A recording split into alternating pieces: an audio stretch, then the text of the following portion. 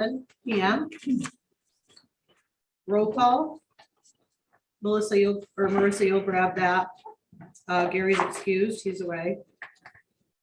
Public participation, anyone on the phone? Nope. All right, Sue, can I speak? of course.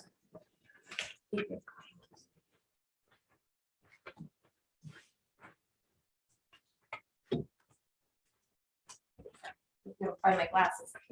They're on your head. Long day. It's been a long day. It has been a long day. I've spent some time with Kim today. It's been it's been a long day.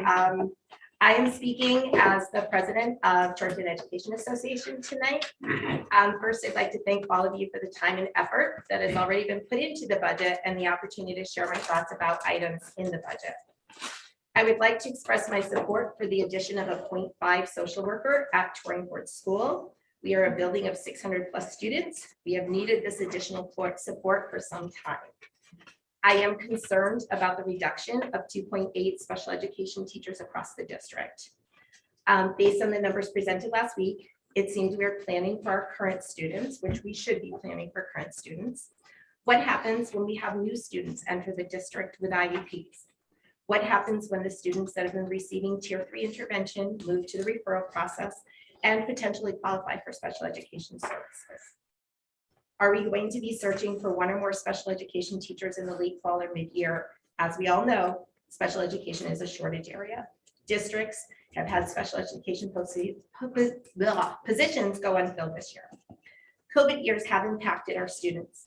During the years immediately following COVID closures, we weren't referring as many students because they hadn't had the opportunity to have the appropriate interventions. We have reached the point where we have been able to provide those interventions. Students that aren't making adequate progress with those tier 3 interventions, that intensive support, have been referred for special education testing. We also have parents who are referring their students for special education testing. If they qualify, they will need to be added to our caseloads. Our case managers have a lot of responsibilities associated with the students on their current caseloads and potential new students.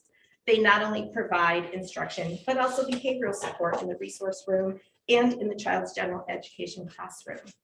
They are responsible for writing and managing behavior support plans alongside our BCBAs. They have to conduct PPTs, test students that are referred, and students that are due for triennials. They don't have testing blocks built into their schedules. When a student needs to be tested, the case manager needs to take time away from students in order to complete the testing. They have a short time period for completing IEPs per state guidelines.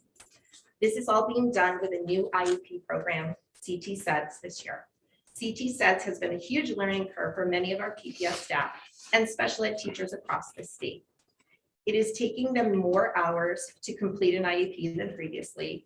The Connecticut State Department of Education has recognized the impact this new program has been having on our educators. They have put $2.8 million into a fund to be used as stipends for special education educators for the additional hours and training required for those educators. The State Department has also set up forums over the next few weeks to get feedback from special educators about their issues and concerns around CT SEDS. They are looking for immediate and long-term solutions. At last week's meeting, it was stated that our caseloads being put forth are below the state average. As a curious person and a person that loves data, for those of you that know me, I wondered what the state average was and how much our numbers vary from that state average. I searched online without success for this information. I reached out to CEA to ask for their assistance in finding that state data. CEA stated that the state does not track caseload data. I'm respectfully asking for the state average and the source of the data be shared.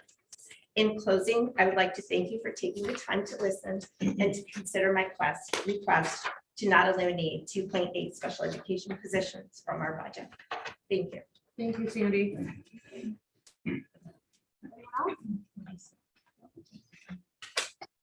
Okay, I'd like to make a motion to enter executive session to discuss contract negotiation, relating in Superintendent Lebomsky, and do we need Kim? Yeah. Yes, and HR Director. Kim. Second. All in favor? And and all board members. You guys might be easier for us to go across the hall Sure. than have them shut everything down. And What about over here? Can we go in there? Did we go in there once? Yeah. Yeah, Yes, you can. we can run in, we can go there. Okay. Either space is.